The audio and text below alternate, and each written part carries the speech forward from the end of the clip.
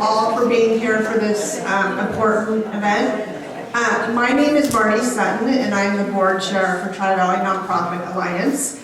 I'm so grateful to have all of you here today to talk about mental health. A special thanks to our sponsors. We have Supervisor Nate Miley and Supervisor David Halbert for their support of this program. We also want to express our gratitude to those of you who donated when registering.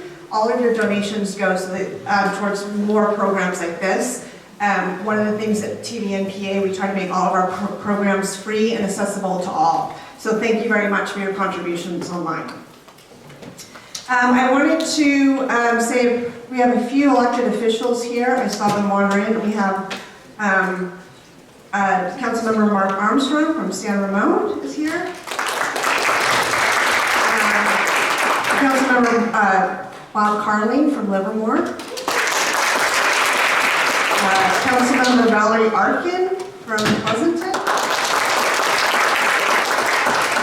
And did I miss anybody? All right, great, thank you. It's so important that we have our elected officials and policymakers in the room when we're having these discussions. This program has been carefully planned with the expertise of professionals in our mental health field. We'd like to extend our heartfelt thanks to Liz Perez, who just walked in and is sitting down now. She's from Access Community Health. And Lara Gregorio, is that correct? For their invaluable assistance in shaping today's event. When we first sat down to figure out how to do this event, we had so many different ideas, and it was so hard to narrow it down because mental health is such a big world. And so their expertise, Kathy and I decided we needed to bring in the experts because we're not experts in this area. So it was great to have their expertise to help us figure this out and have a good program for all of you today. For those of you that have not seen the agenda, I'll give a brief outline. The first session will be a conversation moderated by Lara Gregorio with Dr. Thomas Insel and Alex Briscoe. After that, we'll hear from Dr. Karen Dripple, followed by a Q&A session. We'll then take a short break. Run out, we'll have more food and drink outside, use the restrooms, and then we'll all come back together, and we'll then bring it down to the local level. And that's where we'll have our local providers from Access Community Health, Mental Health Connections, Pleasanton ARU, and La Familia, once again moderated by Lara with the time for audience questions. So I'm going to go ahead and get started. I'm going to introduce our first panel. We have Dr. Tom Insel, who's a psychiatrist, neuroscientist, and national leader in mental health research and policy. He served as director of the National Institute of Mental Health from 2002 to 2015. More recently, he led the mental health team at Verily, thank you, from 2015 to 2017. And since 2017, he has co-founded 4 mental health startups. Dr. Insel also serves on the boards of Fountain House and the Peterson Health Technology Institute. He is the author of Healing, Our Path from Mental Illness to Mental Health, and a member of the National Academy of Medicine. And if you haven't gotten his book, it's a great book.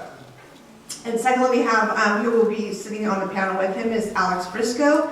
Alex is the former director of Alameda County Health Care Services Agency, where he oversaw one of California's largest public health systems with a $700 million budget. Prior to that, he led the Chapel Hayes Health Center in West Oakland. Alex has designed and managed numerous mental and physical health programs and child serving systems, including in child welfare, and juvenile justice. He is a mental health practitioner specializing in adolescent services and youth development, and has advised major foundations like the Robert Wood Johnson Foundation, the California Endowment, and most recently with Tipping Point Community. He has specialized in Medicaid policy and administration, emergency medical services, youth voices, and crisis counseling, and safety net design and administration. And our third panelist is Dr. Karen Dripple, who has over 25 years of experience in behavioral health field and is currently the Director of Behavioral Health Services for Alameda County. She has held executive leadership roles in both California and the East Coast, and providing crisis and acute behavioral health services, consultation to individuals and families, schools, organizations, forensic services, integrated primary care, and previously managed mental health services in the cities of Berkeley and Albany. Now I'm going to talk a little bit about Lara, who's going to be our moderator for the day. And I especially appreciate you because you're doing all 3 panels, so I appreciate you doing that. Lara is a licensed clinical social worker with a passion for seeking innovation solutions to help people suffering from mental health issues. She has worked in a variety of clinical settings, led state and federal legislation, policy campaigns for early intervention and prevention, and has experience and skill in adopting effective clinical models and technology-augmented programs to improve access to care.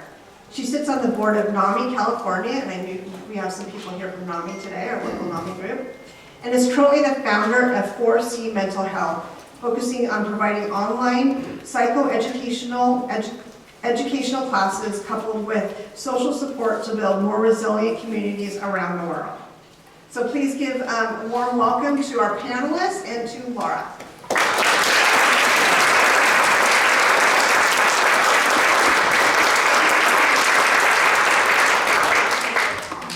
Thank you for that warm welcome. Can everybody hear me? Just making sure it's working. Okay, fabulous. Thank you all for being here. Thank you so much to Tri-Valley Nonprofit Alliance and Tri-Valley Project Collaborative for hosting this amazing event today. It's so great to see so many faces here who are showing up for this special cause.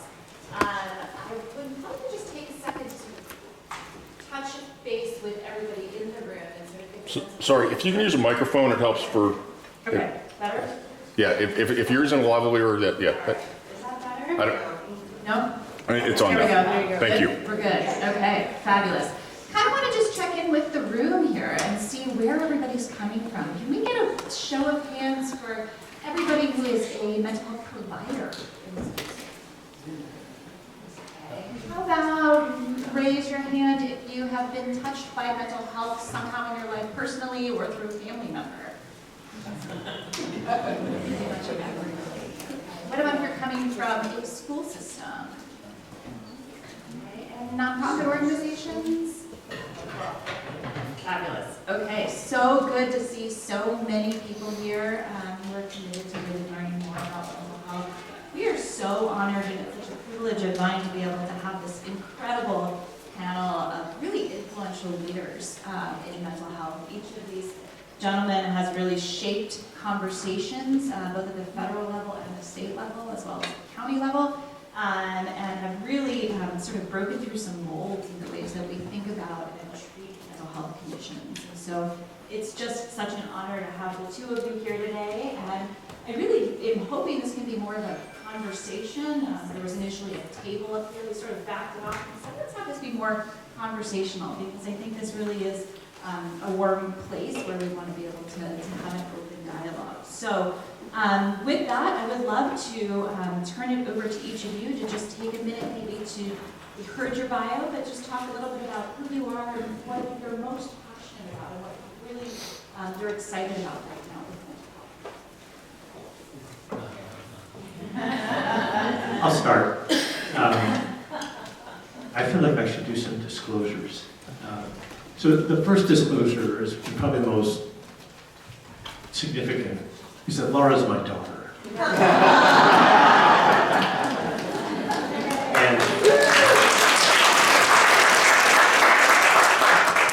And I say that because you need to know that she knows more about this topic than I do. I get a lot of attention.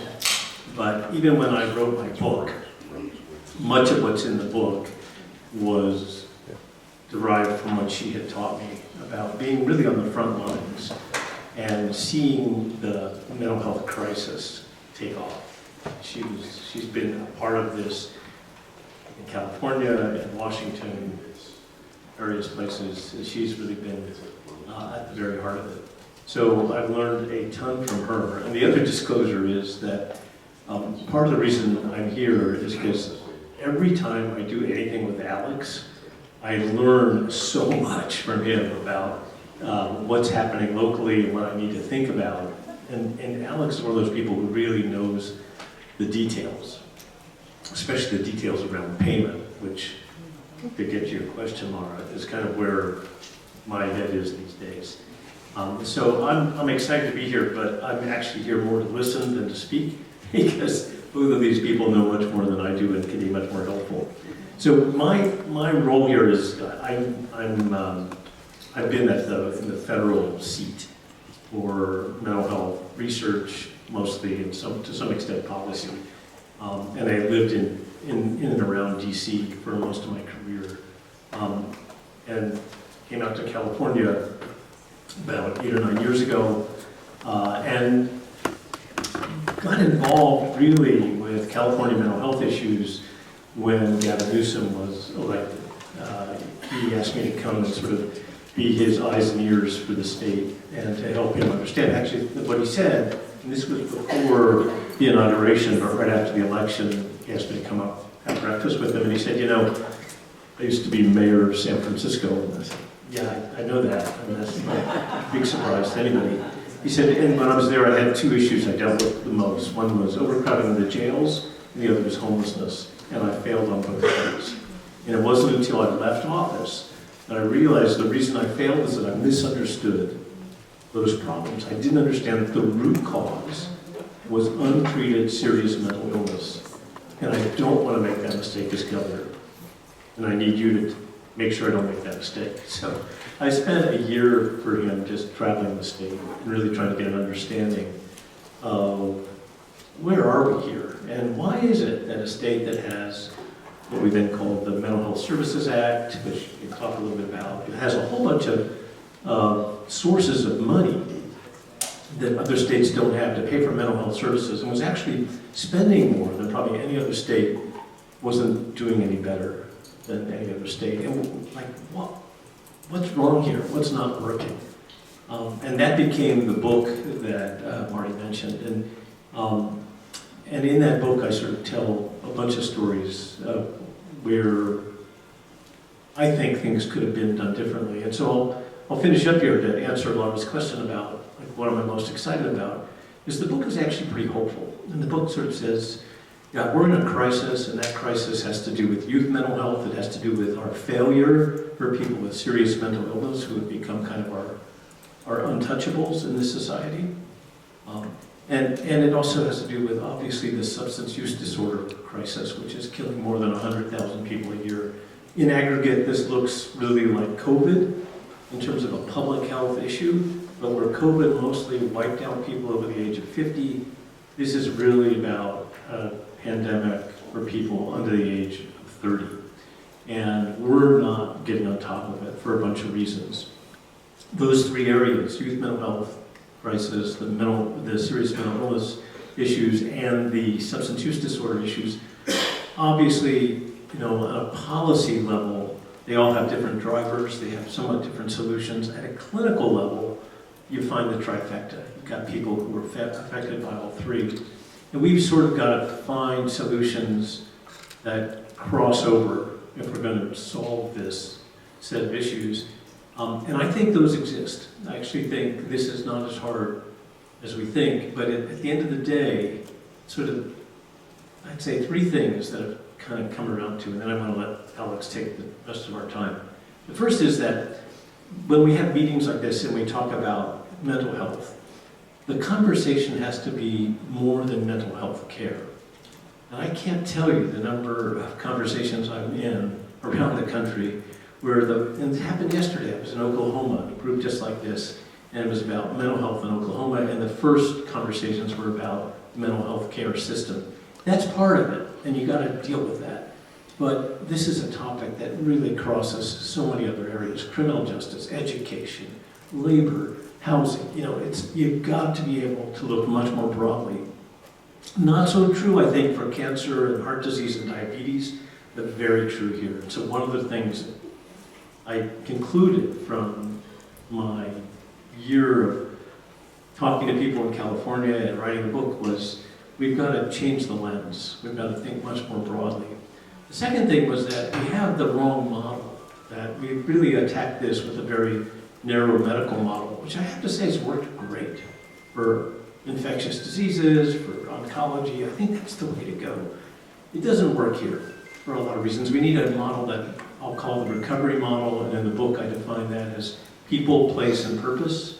We have to be thinking beyond just relieving symptoms. We have to be thinking much more broadly. And the third thing, and this is really the lead-in to Alex, is that those 3 Ps, people, place, and purpose, we know how to do this. We know how well they work. We know that people do indeed recover, even with the most serious forms of mental illness and homelessness and all the other stuff that comes with that. But there's a 4th P. Besides people, place, and purpose, you need payment. And so my third point really is that we are going to have to shift the way we pay for care and pay for all these other services. Because if we continue to do this the way we've been doing it, we're not going to get out of this crisis. It's really going to be essential that we move the money. And I'm not saying that necessarily spending more money, but we change the way we spend the money, and we pay for outcomes, pay for performance, pay for what works. Sorry, that was a very long answer to your very short question, but I really want to hear from Alex. It's fun to be on a panel with the people you admire in your whole career. Just met you, right? I'm passionate about the fact that young people are awesome, that they will heal themselves and the rest of us if we let them. And after 25 or 30 years of struggling in public systems with inadequate resources that were misaligned to the problem they're trying to solve, things are actually changing. Like, really, they are. Dr. Triggle and many people who work in Alameda County, for 20-some years, we've been going up to the state saying, man, this is a dumb way to do it. Really? And being told, oh, go back to your county and work harder. Oh no, we're doing fine. When any of us who've done the work knew that we have the nation's largest Medicaid program, and by any standard measure, among the worst for children. Literally half of all kids in California qualify for Medicaid. And less than 5% get anything at all. And less than 3% are ongoing care. So I think the clinical diagnosis is we suck. And we have to acknowledge that what we're doing isn't working. And a couple big things popped. And I'm just going to tell you what they are because they're the things that make me passionate. You no longer need a diagnosis to access care in California. So for 20 years, working in the Oakland Public Schools, running a level of pediatric trauma center at Oakland Children's, working in juvenile detention foster care, I had to diagnose every single kid with qualifying DSM-5. I do not think there was someone in this room who has built more adjustment disorder not otherwise specified. Maybe, because there's a lot of amazing people in this room, but a few. So that changed. We actually led the nation in removing diagnosis as a prerequisite for care. We have fundamentally reimagined the workforce because for all of you therapists out there, there will never be enough of you. And in some ways, thank God, because there aren't a bunch of brown and black kids lining up outside the psychotherapist's office saying, give me 50 minutes. We've got to reimagine the model. So California created 4 new provider types. CHWs, doulas, wellness coaches, and peers. We get 5. That's 2, right? No diagnosis, reimagine the workforce. We made all schools automatically in-network for all managed care plans. This is such a fundamental policy change. If you're not tracking it, I'm going to say it again. We made all schools, including UCs, community colleges, and CSUs, automatically in-network for all managed care plans. And what this means is, everyone in this room has health insurance. If you go to Glacier National Park and heaven forbid something bad happens to you, and you get treated in the emergency department, your health plan who does not have a contract with that emergency department must pay for that service. You with me? This is called portability, and it applies to all qualified health plans. California just made schools the same as emergency departments for all payers, Medicare and commercial. So if you're a community-based organization and you want to build the entire world of managed care, You now can do it through your school in a single payer model. The fourth thing we did was we made parents eligible to get mental health services on their kid's ID. Think for a second. Low-income people interact with the healthcare system the most frequently when? First 3 years of their child's life. And babies don't go to the doctor by themselves, do they? But caregivers are invisible to the reimbursement policy because the kid is the identified patient, and kids 0 to 5 don't get diagnosis because it's not appropriate. Literally, children 0 to 5 have less than 1% utilization of mental health services in Medicaid. So now, we created a new benefit called the DAG benefit that allows caregivers to get mental health when the pediatrician is booking mama, a social worker can talk. Booking baby, a social worker can talk to mama. And fifth and finally, we're spending $10 billion. Like we're making an investment commensurate to the truth that twice as many of our children are trying to kill themselves. So I'm passionate because it's our birthright to connect with each other.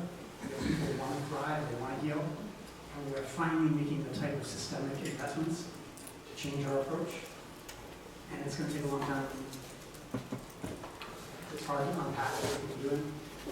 But those 5 things are real. And it's cool. Thank you. That definitely deserves a round of applause. So I think you'll be preaching to the choir, given the fact that everybody here has in some way raised their hand to say that they have been affected in some way by mental health issues. And we've just touched on really exciting threads that I want to pick up again at the end around the hope piece. But before we jump into hope and leave everybody feeling hopeful, let's talk a little bit about the scope of the problem. Let's talk about what are the challenges, which I think everybody here can probably relate to on some level or another. But I think it's really important to think about what's happened over the last 10 years and how are the numbers changing and what does that look like maybe both at the federal level when we think about sort of the scope and the challenges that are being faced across the country, but then also within the state, and particularly for youth. What are we looking at as this issue is top of mind for everybody here? I'll give some numbers that just get it started, and then again, I'm going to turn this over to Alex. I got interested in trying to understand, for the youth mental health crisis, how to kind of help the public understand the severity of it. And I thought, well, maybe what we should do is use COVID as the comparison. I can't talk, I'm in a conference. So we've got the CDC numbers in terms of mortality from COVID. Right, bye. 1.1 million people died over the course of the entire pandemic. Just remarkable. Something like 80% of those people were over the age of 60. And if you ask how many people under the age of 30 died in the entire course of the pandemic, the number was 8,621. That's significant. That's a lot of young people to die from anything. But relative to suicide and drug overdoses, in that same period of time, same months, same population, same age group, we lost 180,000 versus 8,000 for COVID. So, yeah, it's a serious issue as a public health issue. It breaks down a little bit. Alex mentioned that there's like a doubling of suicide attempts. It's actually a 52% increase in suicide mortality for people from 10 to 24 from 2001 to 2022. So that's a big increase. That's not something we've seen in the rest of the population. So no question, young people seem to be, in terms of changing in prevalence, affected more than, for instance, people with serious mental illness. We think that the prevalence of schizophrenia really hasn't changed in 200 years, as far as we can tell. So there's something really happening for youth.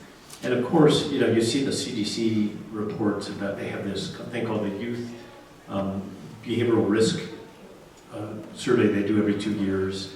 And it shows that 60% of young people today, just came out a few weeks ago, 60% describe themselves as being persistently hopeless and depressed, which is amazing. So I think you can capture some of that despair and anxiety in this age group. Some of that's always been there, by the way, but that is about a doubling of where the numbers were in 2012. What is, I think, really undeniable is the hard data about suicide attempts and suicide mortality. And that has really gone up in California as much as everywhere else. But I'd love to hear what Alex thinks about the numbers and what do you focus on in this problem? And this is really hard stuff, and I say these numbers a lot all over the country, and they're desensitizing. So, I know a lot of you work with young people, and we've all seen a lot of human suffering. So I just want to say, when I say these numbers, they can sometimes, the repetition of them, erode something in me. I don't acknowledge that. But here's the hard data. Before the pandemic, 2007 to 2017, we saw a 104% increase in hospital admissions for suffering. So don't get it twisted, the pandemic didn't do it. Literally, 2007 to 2017, twice as many kids were admitted to the hospital because they hurt themselves so badly that they couldn't be discharged. During that same period of time, because we asked children through the California Healthy Kids Survey, they self-reported a 62% increase in social emotional needs and anxiety and depression.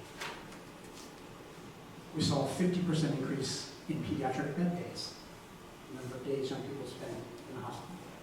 So don't get it twisted. The crisis isn't about more therapists or kids talking on TikTok. It's real. And it's, I would argue, the moral and ethical question of our age. What will we do when twice as many of our children, our most precious resource, are so sad that they try to hurt themselves? And I would argue no reasonable epidemiological analysis points to pathology. As Tom said, we didn't spike the water between 2007 and 2017. What we did is put the messages of this culture unintermediated into the experience of children. And I don't even blame the platforms. It's just when you and I were children, when we saw an image of sexual violence or school shooting, we saw it intermediated by an adult at the breakfast table or at school. Now young people, Latino and Latina kids, are hearing a president tell them that their parents are rapists and murderers. And they're seeing that alone at night on a screen with no containment. And what do we know is true about this development of a child? The number one predeterminant for healthy growth and development is a feeling of safety. And what young people are telling us is that it is not safe. And so we put the toxic messages of this culture in the eyeballs of young people all the time. And what are those messages? Women can't be president. Black people aren't as cool as white people. Fame is merit. Wealth is value. Like, these messages aren't new, so they're not the fault of the platforms. They are a history of our culture. And young people are now reflecting back at us. No, this is messed up, it's sad, it's hopeless. Because pathology cannot describe that. It didn't spike the water. Now, COVID made it worse. The CDC data showed us a 30% increase in emergency room utilization. When we took that despair, that brewing despair, and isolated children from their social networks, it got worse. So COVID poured gasoline on that fire. But now we're faced with this truth that young people, it is a uniquely difficult time to be young. If you ever were a kid, or you know a kid, then you know this is a uniquely difficult time to be young. And we are now faced with the challenge of how do we teach young people how to survive and thrive in a toxic culture? And it's not 50-minute psychotherapy sessions, so those are cool too. Not Disney. You need that, okay? You need a lot of that. But I'll just end with this comment. I was a 20-something therapist. I was dropped into a school in West Oakland. With very little training, I was put in a room alone with a young person who didn't look like me and didn't share my life experience. And man, did I have to learn and grow. Now, about 40% of therapists quit when that happens. So we're not doing a good job of training and integrating the therapists we do got. But the future of mental health looks a lot more like a therapist working with 4 community health workers who have an app or a platform, and the three of them, those three things together, manage a panel of 500 kids. And those community health workers are walking around the school being like, yo, Steph was amazing last night. Okay, I saw you come to school last night. And building a relationship. And when they need it, they talk to the therapist. But most of us who are therapists were trained to work a single person alone. It's never going to work from supply and demand perspective, and it turns out not to be the right prescription. Yeah, just the two things I want to follow up with you about. I don't want to take away your job. This is great. I get it that we're not blaming the platforms. It's not a tech problem. It's not all about TikTok. Wonder from where you sit, how much is that still? Is there a way, when we're talking about solutions, is there a way in which, like, should cell phones be in our schools? Should we be thinking about putting some sort of guardrails around technology, which, I think the data are still ambiguous. It's not entirely clear how much of the problem is driven by this. But I'd love your thoughts about it. And then the second piece is now when we're talking about solutions and what the new model is like. If we can, I'd love to unpack that and actually say, so is technology part of that solution? And is there a way to actually take what we already have and apply it in a way, kind of a like Keynote move, take the very thing that's been causing the anguish, turn it around and make it part of the solution? Can I add to that question? So the thing that I would add to that question is that California is really unique, and I think most of us here know that, in that we have a lot of money in California specifically for mental health, and that's really unusual. That's not something a lot of other states have the opportunity to tap into. So how do these different pieces of the puzzle all fit together, right? And I think to Tom's point, to sort of weave that in, what does that look like? And we're going to hear about this more from Alameda County too after this, just a little plug for the next session. But I think specifically to think statewide as well as how's California a differentiator in having the opportunity to tap into these solutions.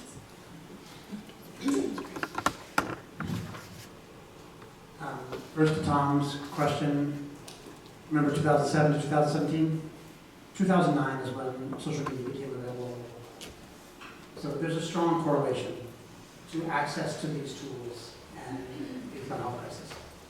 But it's too simplistic to blame those tools, because the point I was trying to make earlier is those tools are actually just amplifying the messages of this culture. So I just don't like it when we say, oh, it's TikTok, or oh, it's Facebook, or like, that's just too simplistic, because it takes the responsibility away from us to understand that actually, no, what's on those things is reflecting back at us, unfortunately, the worst parts of our culture. And young people they shouldn't be sexualized, they shouldn't be, it's toxic. Now those messages pre-existed, but now they're in the lives of experiencing children. So I definitely agree, Tom, like, we gotta fight the battle there, because that's where kids are. Definitely, we should be restricting access. Like, we should all be maybe not bringing our phones to our beds. Like, we're all having a nuanced conversation, right, about like, what do we do with these new tools and what's available to us? Like, we've all had to deal with having access to something that is more of it is not good for us, from ice cream to coffee to drugs.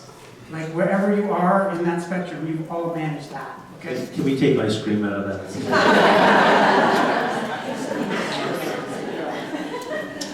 So we definitely do need to manage and restrict it. But I think the reason I started today with those 5 policy or reimbursement changes, no diagnosis, new providers, schools automatically in network, parents getting reimbursed on their kids' ID and budgeting money, is that we have to reimagine the model. That's to Tom's piece. And that model does include technology. Anyone who says it doesn't is kind of not living, doesn't know kids. Like, they're going to be in that space. It's up to us to make it pro-social, but also to put reasonable limitations on it. Like, I don't know if you have this experience, like when my son would get in the car when I picked him up from school. If he took his phone out before he said hello to me, I lost my whole view. That was not okay, right? So, and we've all done that thing about restricting to cell phone at the dinner table. So I think we're all now having a reasonable conversation about what the limits are, the same way we do with ice cream and coffee and other things. I love that, and it makes me think, one of my first jobs out of grad school was actually dragging a 40-foot RV around homeless encampments out here, around the Tri-Valley area, and the philosophy behind that was that we shouldn't be asking people who are vulnerable and struggling and don't have transportation to come to us, where, when, and how it's comfortable for us to deliver care. We should be bringing care to them in the way that makes sense to them, and I think technology really is the opportunity to do that. With this next generation, and actually with everybody. Go ahead. Yeah, I think, in the spirit of sort of being a little disruptive, the national conversation about mental health has been how do we improve access. And actually, I think we've done that through technology, and it hasn't helped, right? Because a lot of what we've done is provide access to stuff that's not very good. And so, I don't know that that's progress. More significant, especially when you look at sort of population impact and public health, is improving engagement. That's really hard. It's just, and those of you who are in the trenches know this, that in contrast to the rest of medicine, here, the sicker you are, the harder it is to get you into care, because you don't think you're sick, and you don't want, you don't buy what we sell, kind of thing. And so, figuring out how to get either young people who are struggling or older people who are homeless, how to get them engaged in care is a huge challenge. And I think it does, I agree with you, Lara. I think it starts by meeting people where they're at. And for kids, a lot of that is online. The other thing, though, and this is for you actually to jump in on, is the way that you can engage, particularly young people, through community, rather than just that 50-minute hour with an expert adult. And I think we're getting more and more experienced in knowing how to do that. You want to say a little bit about your own work on that? Yeah, I think one of the things is it's not just about the 50-minute hour. I do think there's a time and a place for that, as Alex has mentioned, but I also think that there is a place. I think one of the problems we're facing, to your 3 keys, is that we have an epidemic of people who don't have a sense of purpose and don't have a sense of belonging. And I think that when people are feeling isolated and like they don't fit in, they turn to social media, which is sort of like somebody who's dehydrated turning to alcohol to hydrate, right? It actually zaps them of that sense of belonging and sense of connection. And It's a great metaphor. I love metaphors. So I think that there's an opportunity for us to think about how do we embed community, sense of purpose, being of service as a way to allow people to be a part of this solution. And I think, Alex, you brought up the great example of someone, you get a little team of people who are all looking out for each other. It's like a neighborhood watch, and someone says, hey, I noticed you weren't at school today. What happened?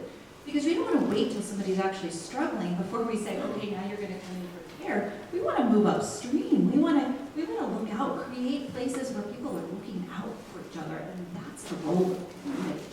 And I don't know if you want to have a comment on that. As you're thinking, just to share a study that Lara did at UC Berkeley, where they actually built that kind of a community. And what was fascinating to me about this was that when you looked at what it was that was helping kids, it wasn't so much giving them the chance to get help as much as giving them the chance to give help. And we all know that. We all experience that. But we don't think about that as a therapeutic option for the people we care about, right? But why not? Why not empower them to be able to help each other? By the way, it helps the workforce crisis at the same time.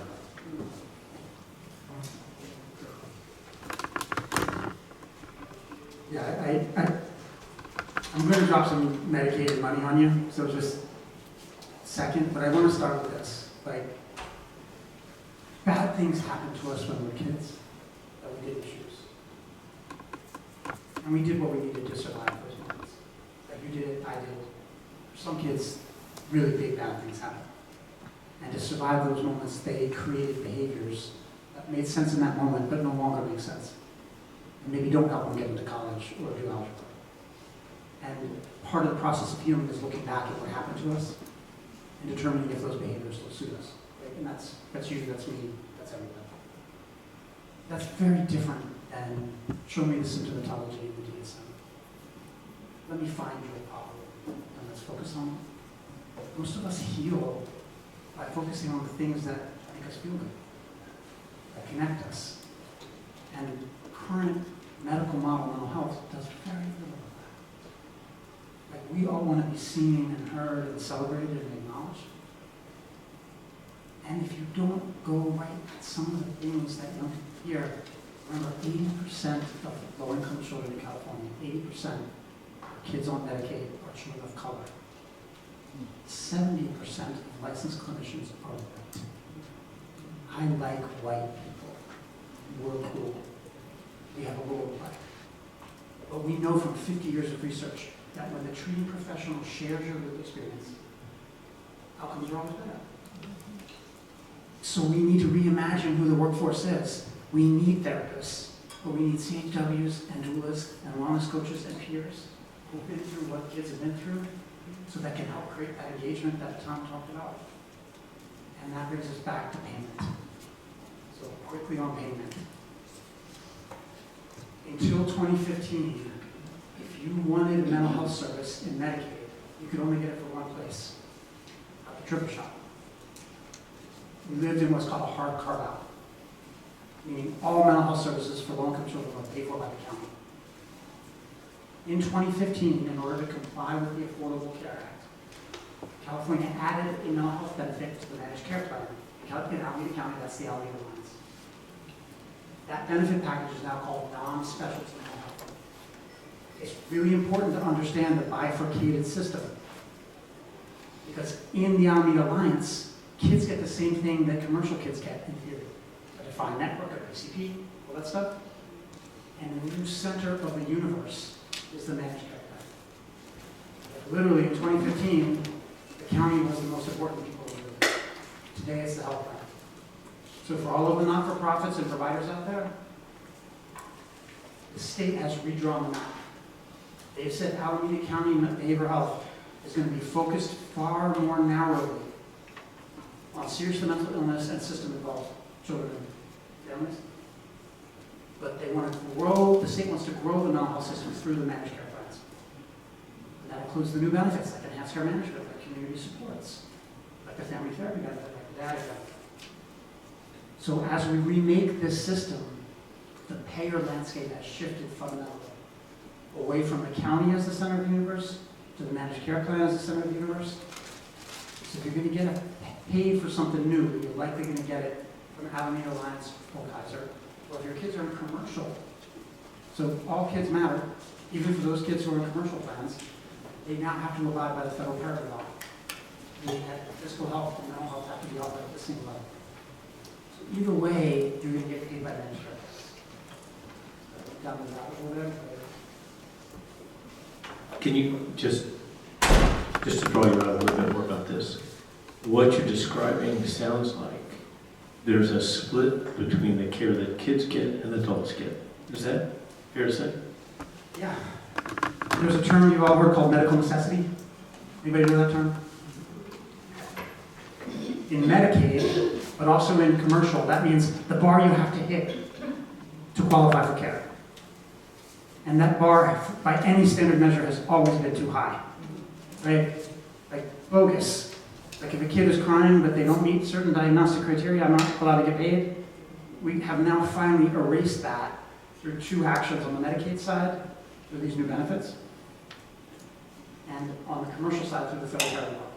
So for kids under 18 on the commercial side, under 21 on Medicaid, we just dramatically expanded eligibility. If you're in foster care or juvenile justice, you automatically qualify, or homeless, or at risk of homelessness, you automatically qualify for services through the county. Automatically. And another set of services through the managed care plans. So we've created categorical eligibility, and we've made children under 21 eligible for mental health services if they've experienced discrimination, if they're living in an unstable housing situation, or they've had an adverse child experience. So that's new and fundamentally different than before. But both sides have expanded eligibility for kids. For adults, you still must meet pretty rigid criteria.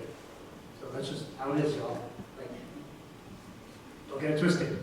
County doesn't have money to pay for everybody. For adults, you still must meet pretty strict and rigid diagnostic criteria, particularly on the county side. But Alex, I mean, just listening to you, already I'm starting to get twisted here.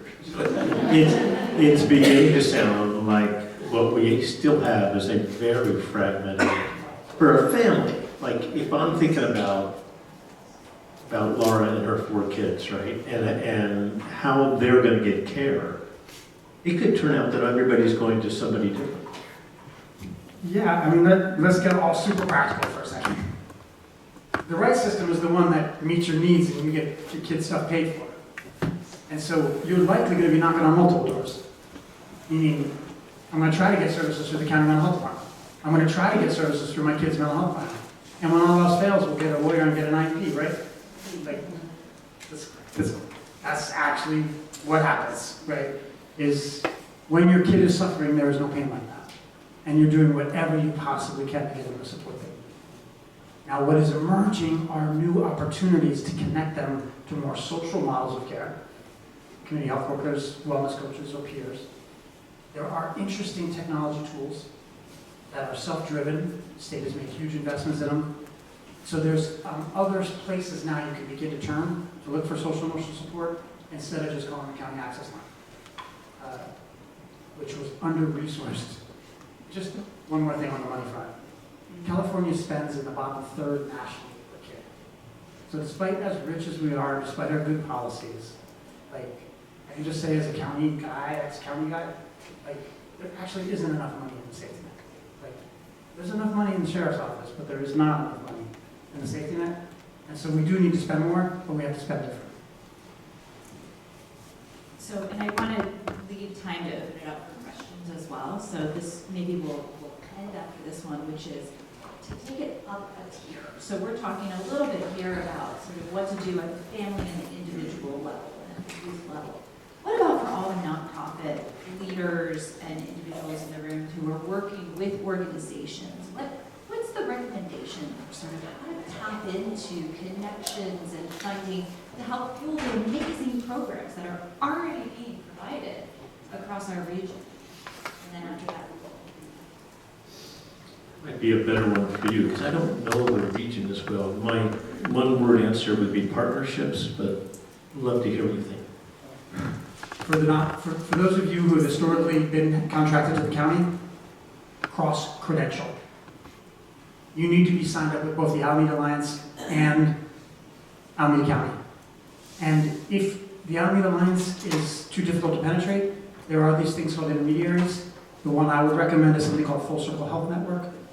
Full Circle Health Network is a state-level intermediary that already has contracts with 40 plans in 48 counties, and you sign up with them, and you can get enhanced care management, supports, CHW benefit, by basically joining an aggregator. Remember, solo practitioners don't really exist in Medicaid. If you're a doctor, you work in a group.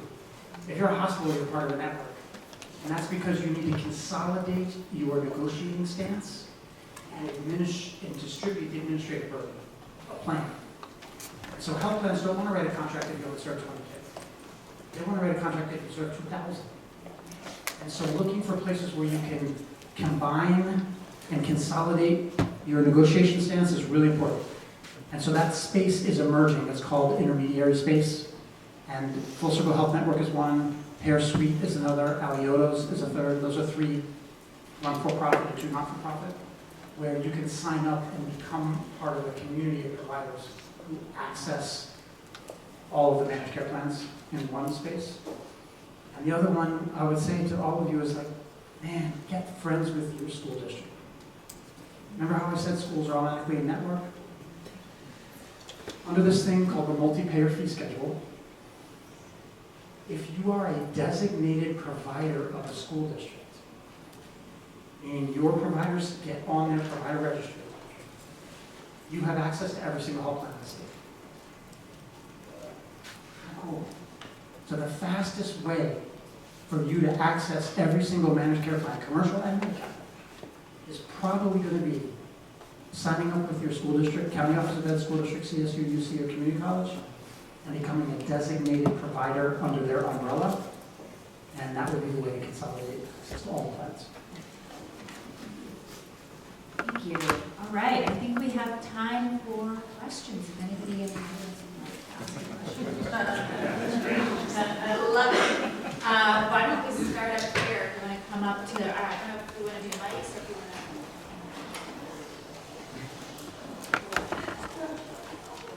First, I have a question concerning adults with serious mental illness, because that's who I work with and who I am the mother of. And my question is, how do we deal with this problem? Many times people have a serious psychotic illness and they're living at home. It has become virtually impossible to get them to a hospital if they're living at home. The families will call the police.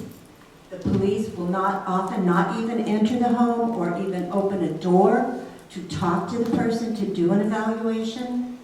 And in one city in this county, that's all you can call is the police. You can't call a mobile crisis team.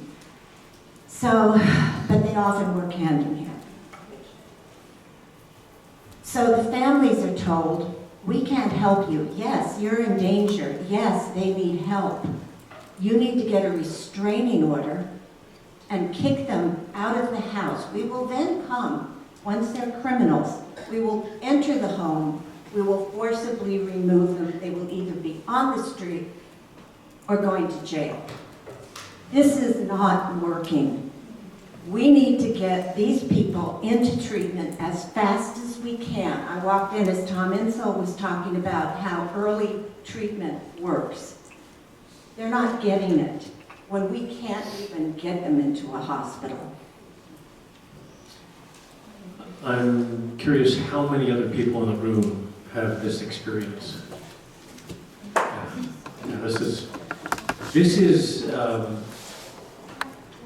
is unfortunately the crux of the problem. That's why I call it engagement, but engagement doesn't really capture what you're talking about.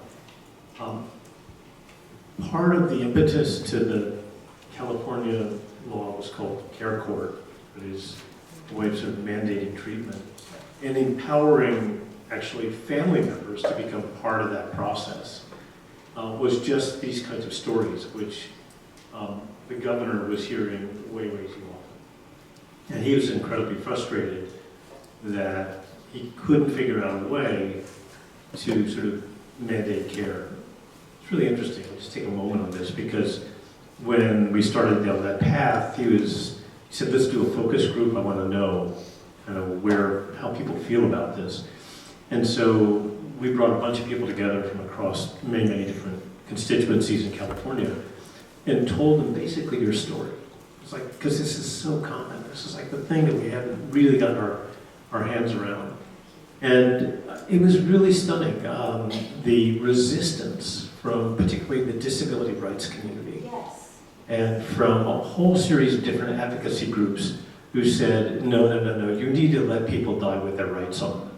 You know, we can't possibly interfere. They're disabled, they're not sick, they're not, with sort of this mentality that they can't be treated, which was, you wouldn't do that for cancer or heart disease, almost anything else. But here, there was this kind of weird perversity around how we are going to deal with this. And also an inability to listen to families, which has just been really heart-wrenching. So we did the focus groups. He was like super concerned about all this resistance, but if you know him, he sort of says, he likes to say, what the hell, we're going to go anyway, and he pushed it.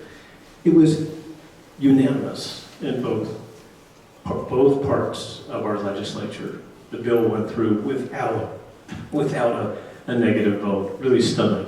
So I think the public is there. There is still quite a bit of resistance to the implementation of this idea. But we now have on the books legislation that allows us to mandate treatment. And that can be pushed from a family, from criminal justice, from psychiatrists or provider. It's just starting. We had 8 states. I think that Alameda County is now going to be joining us in the next group. Okay, so we'll hear a little bit about that, I think, in the next session. But I think we're in the process. Caveat here, the governor likes to say, signing a bill isn't solving a problem. Implementation's really hard. We're going to have to figure out how to actually execute on this. But we're in a better place now than we've been in 60 years. We finally have the tools, I think, to try to solve this.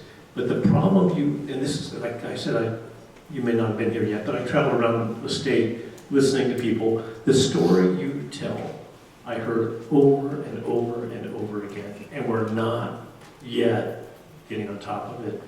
But I can tell you that we now are further down that path than we've been at any time in the past. It's getting harder, not easier, to get a 5150 if the loved one lives at home. Seriously, this is not getting better, it's getting worse. NAMI also has a huge role here. Lara's on the board. And they, I don't know if you're involved with a local NAMI Tri-Valley, but they can be a real force for making sure this gets done in the way the legislation was intended. I want to make sure other people's voices get heard. Yes. Hi, my name is Mary Heckel. I'm the CEO of Hively. I'm on the board of Alameda County Mental Health and also have 5 years of lived experience with a seriously mentally ill child. And what I'm concerned about is continuity of care. The system is so fragmented with individual providers, hospitalizations, PHPs, residentials, and as a parent, it's exhausting to retell the story over and over again, and it's not helpful for the client to have like holes in their story. So how do we have a continuity of care when clients, severe or even just mild, are seeing different providers? It could be technology, it could be higher expectations, but it's a big problem.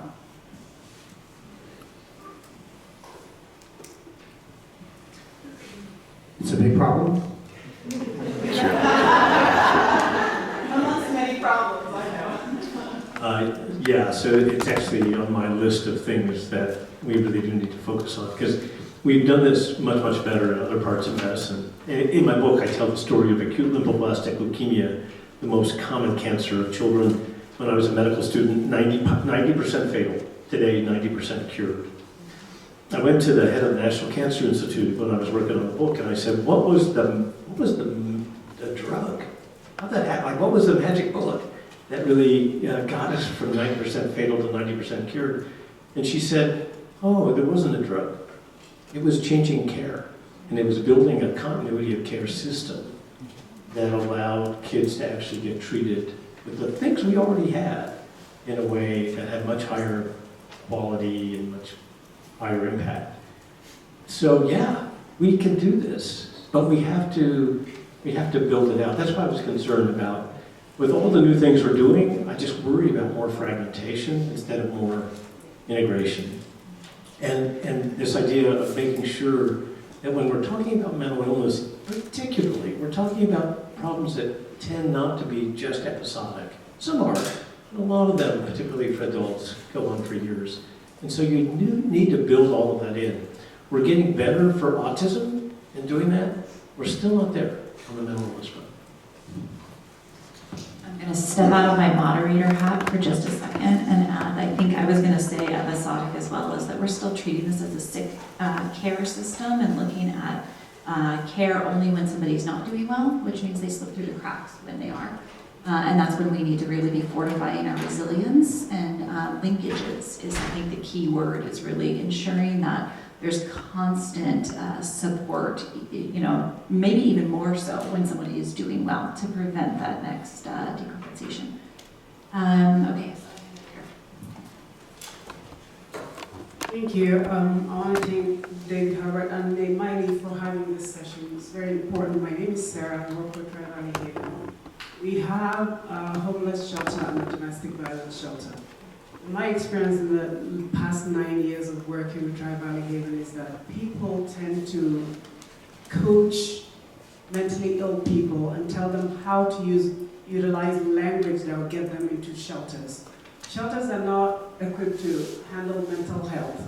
And I think they're being pumped from one shelter to the other. And even the mental health facilities do this. It's unfair to people who are quote-unquote homeless, because if you're in a shelter, you are homeless. It's not a permanent home, it's just a place to keep you safe until you find your footing. So to transfer these people or to coach them, to send them to us when we're not equipped to handle this is not fair. If they're homeless, how does law enforcement not respond to us and treat them as homeless people who have priority to mental care? Instead, when they come, they expect us to take the decisions on those people who we're not family, we're not health providers, we're not anything to them, and we cannot do these things. What can we do to stop this movement of people who are shelter surfing while they're dealing with mental illness?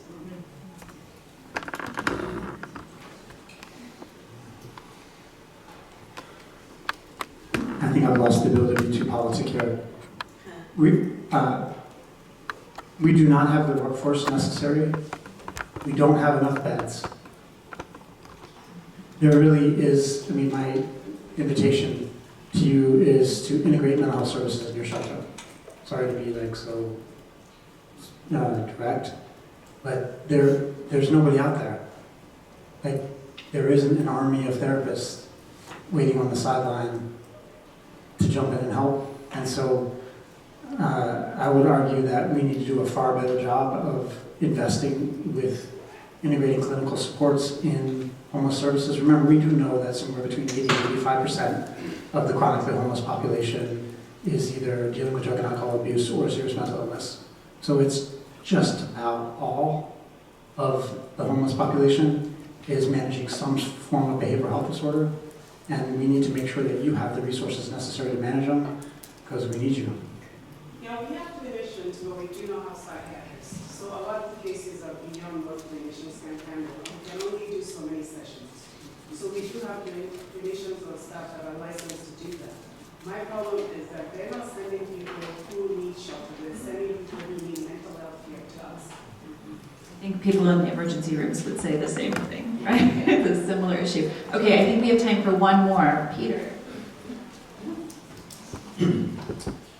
Thank you so much for this panel. I'm huge fans of both Dr. Insel and Briscoe.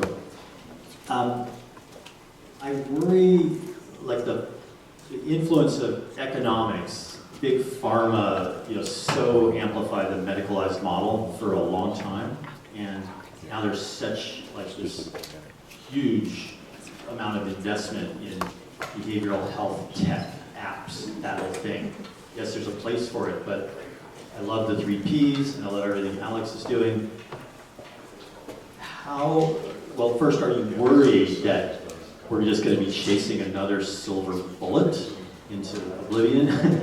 And how can we just make sure, the government investment in the prevention, today's youth with severe emotional disturbance is tomorrow's shelter resident. And, there's so many preventative foundations that have to be built to make sure in 10 years that population goes down. Having male school counselors of color, for instance, I'm in rural California, we have 35% of our youth, students are youth of color, we have 1 counselor in 100 miles who's not a white woman. It's just, that's one example, or how we connect, how we change school grounds to be places where kids can connect to nature. There's so many things, but all the billions of dollars are going to phone apps for behavioral health.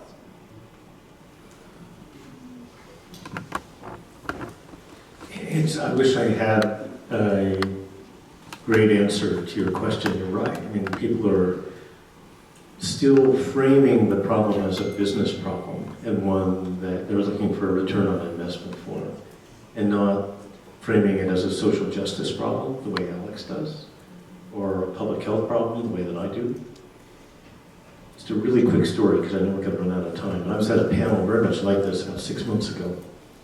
And there were 3 of us on the panel who were sort of national policy people in the mental health space, including a woman who started the CCBHC program through the National Council, Linda Rosenberg.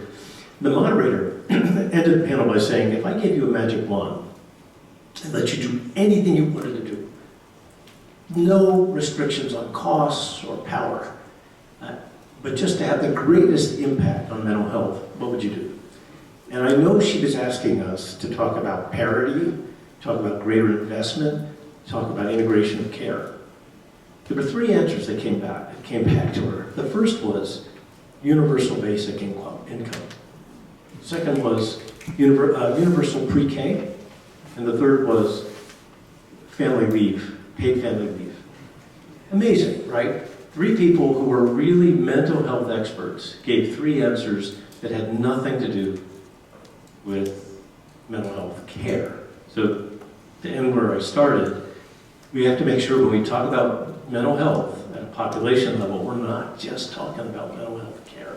Because some of the things, to your point, Peter, that are going to make the biggest impact are not in the healthcare system. They're really things like, actually things that every other developed country does today, like paid family leave.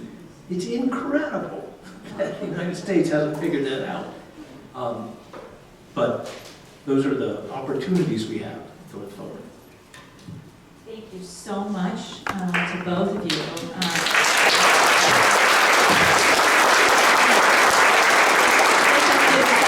Fabulous conversation, and I'm so excited that we moved from sort of the large-scale scope now down to local and really thinking about Alameda County specifically. And with that, I want to turn the mic over to Dr. Tribble, and let's do one more big round of applause for